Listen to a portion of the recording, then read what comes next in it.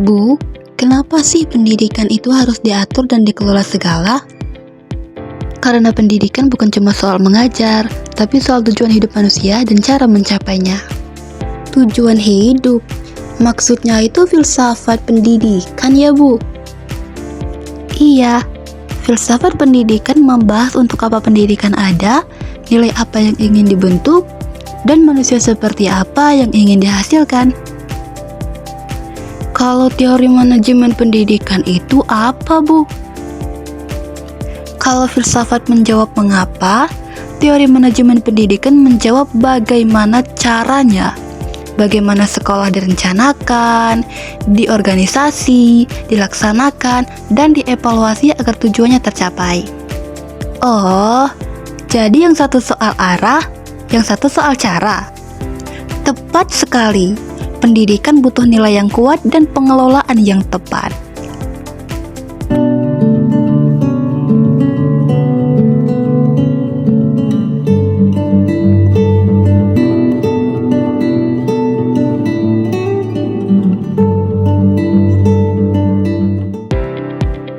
Pernahkah kita berpikir mengapa ada sekolah yang berjalan tertib dan terorganisir, sementara ada juga sekolah yang terlihat kurang terarah?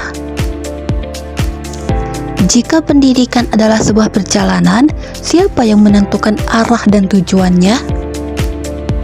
Apakah tujuan pendidikan bisa tercapai jika sekolah dikelola tanpa arah? Untuk memahami bagaimana pendidikan seharusnya dikelola, kita perlu memahami terlebih dahulu filsafat dan teori manajemen pendidikan.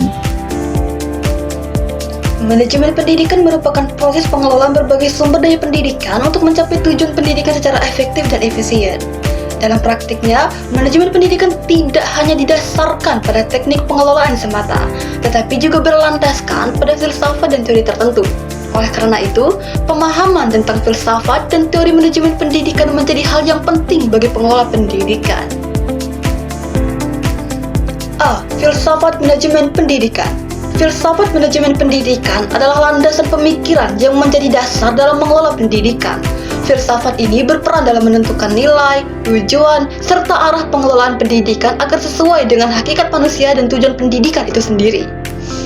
Dengan adanya filsafat manajemen pendidikan, pengelola pendidikan dapat mengambil keputusan yang tidak hanya efektif, tetapi juga bermakna dan bernilai.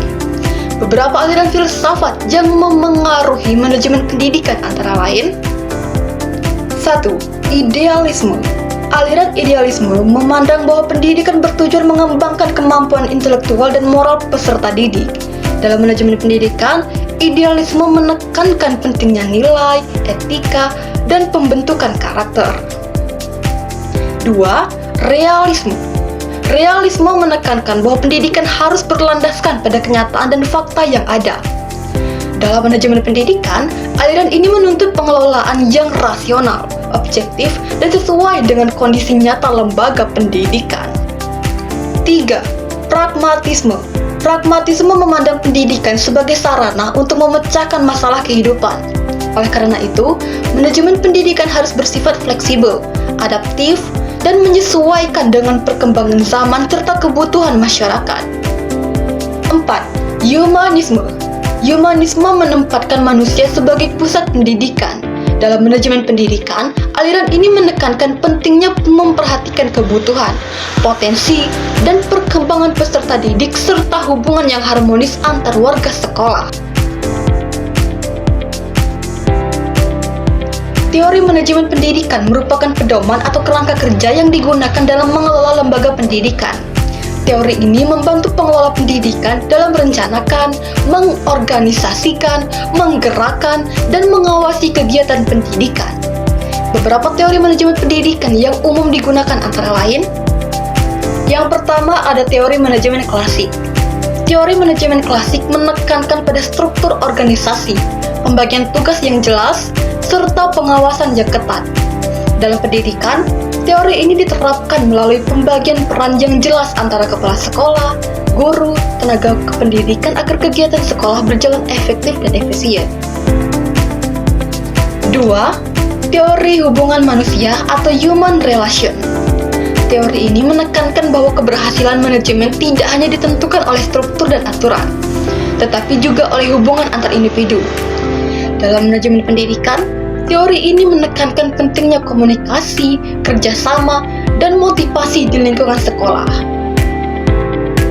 3. Teori perilaku atau behavioral. Teori perilaku memfokuskan perhatian pada perilaku individu dalam organisasi. Dalam konteks pendidikan, teori ini menekankan bahwa kepuasan kerja, sikap, dan motivasi serta tenaga kependidikan sangat berpengaruh terhadap keberhasilan dan pengelolaan pendidikan. 4. Teori sistem. Teori sistem memandang lembaga pendidikan sebagai suatu kesatuan yang terdiri atas berbagai komponen yang saling berkaitan, seperti kepala sekolah, guru, siswa, kurikulum, sarana prasarana, dan orang tua. Keberhasilan pendidikan bergantung pada kerjasama dan keterpaduan seluruh komponen tersebut. Yang kelima ada teori manajemen modern. Teori manajemen modern menekankan fleksibilitas, inovasi, dan pemanfaatan teknologi. Dalam manajemen pendidikan, teori ini diterapkan melalui penggunaan teknologi informasi, sistem manajemen sekolah, serta pendekatan yang adaptif terhadap perubahan zaman. Baik, kita masuk ke poin yang ketiga, yaitu poin C, penerapan dalam manajemen pendidikan. Penerapan filsafat dan teori manajemen pendidikan yang tepat dapat meningkatkan mutu pendidikan. Pengelolaan pendidikan yang berlandaskan nilai, didukung oleh teori manajemen yang sesuai, akan menciptakan lingkungan belajar yang kondusif, meningkatkan kinerja pendidik, serta membantu tercapainya tujuan pendidikan secara optimal. Jadi, bisa kita simpulkan, dengan memahami filsafat dan teori manajemen pendidikan, pengelola pendidikan diharapkan mampu mengambil keputusan yang tepat dan bertanggung jawab. Filsafat memberikan arah dan tujuan, sedangkan teori manajemen pendidikan menjadi pedoman dalam pelaksanaan pengelolaan pendidikan.